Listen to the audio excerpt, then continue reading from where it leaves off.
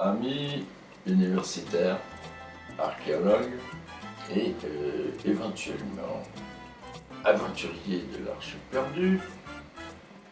Je m'appelle Michel Paré et je mets ma librairie en vente.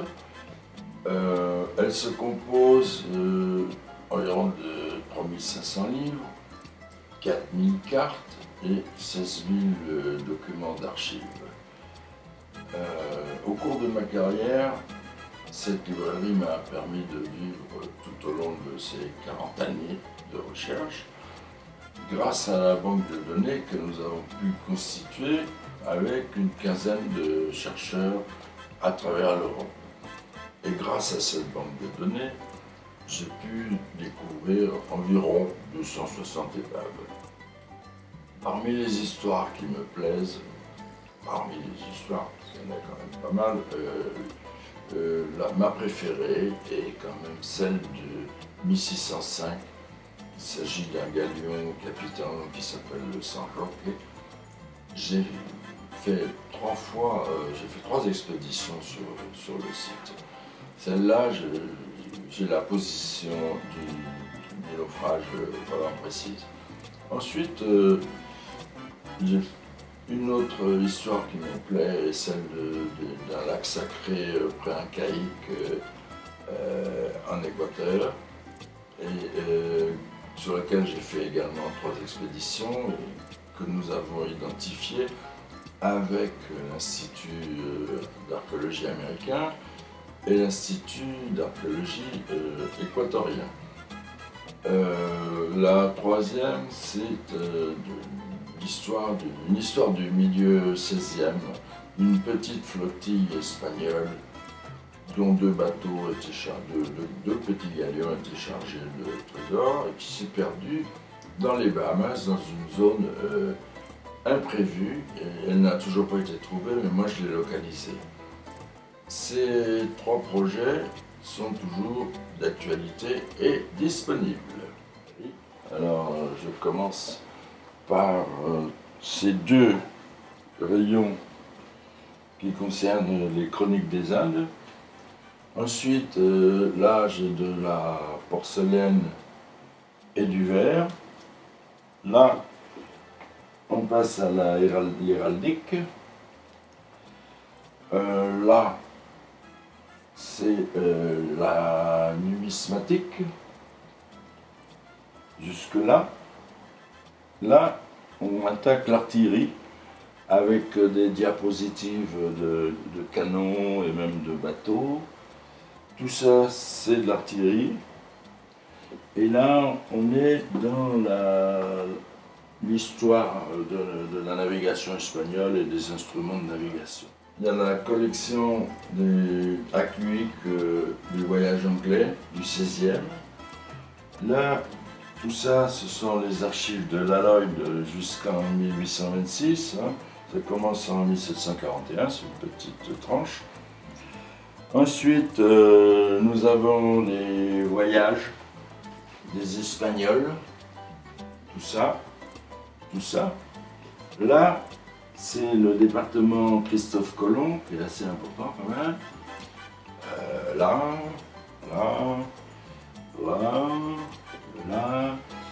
Là, en bas, on a les annuaires des études hispano-américanistes.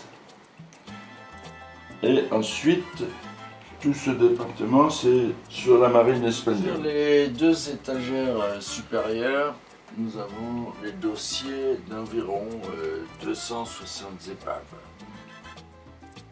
Ensuite, nous passons à l'histoire coloniale des pays qui ont été colonisés par l'Espagne principalement. Et donc nous avons là, ici la Colombie, la Bolivie, et puis tout le reste c'est du Pérou. Je suis assez bien documenté sur Pérou. Le rayon Équateur qui lui aussi est important. Il y a un tout petit peu de Chili. Et là, ça concerne les Philippines. Et il y a quelques ouvrages sur la piraterie, les corsaires et tout ça. Ensuite, en bas, Nous avons la Floride, la Floride, le Costa Rica, jusque-là, le Guatemala, le Mexique, Cuba et les Antilles françaises. Je reviens là. Ce casier, ça concerne le commerce maritime européen, l'étagère du bas. Et la suite, la continuation là-bas, c'est l'archéologie. Là, c'est le département géographie. Et là, c'est la cartographie portugaise qui contient environ 2000 cartes. Et tout ça sont des atlas géographiques. Là sont des pilot charts. Là sont des dictionnaires géographiques. Là sont des ouvrages de navigation sur les routes, les routiers, les règles de navigation de l'époque, avec des plans de route, des fortifications également. Qu'est-ce que nous avons? Eh bien, tout un matériel en fait sur la cartographie marine jusqu'en bas. Et le dernier étage, c'est la construction navale. Voici les catalogues d'archives qui sont classés par année. Et à la suite, tout ce département, toutes ces étagères sont des catalogues d'archives du monde entier, enfin non, du monde colonial entier, espagnol, français, anglais.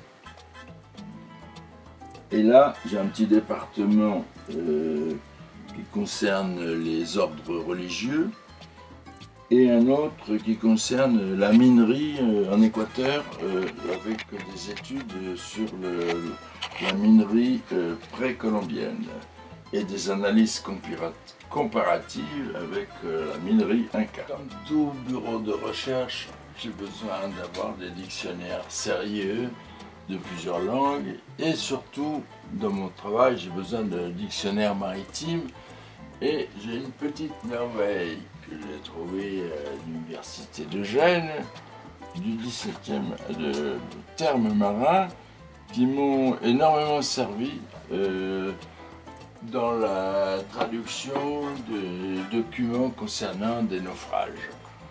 Ensuite, il y a la collection du Portugal qui se constitue de séries, d'ailleurs introuvables actuellement. C'est fini, ça fait longtemps que je les ai eus. Plus des documents maritimes divers concernant des naufrages. Et en gros, j'ai une grosse histoire des naufrages sur le Portugal. J'ai sous les yeux les plans du galion Saint-Martin, capitaine de terre ferme, coulé en 1595 dans les eaux profondes de Floride. Et pourquoi je m'intéresse à cette maquette? C'est parce que je veux reconstituer l'histoire du naufrage avec la volumétrie du galion, l'importance de ses voiles, les charges qu'elle a eues à bord, les conditions de mer, vent, marée, courant, etc., qui me permettront de retrouver, et en tout cas de décider une zone limitée de recherche pour retrouver cette épave. Si vous avez la fibre marine ainsi que l'esprit d'aventure et que ma librairie vous intéresse, vous pouvez me contacter à l'adresse email qui apparaîtra sur l'écran. Au revoir, amis aventuriers.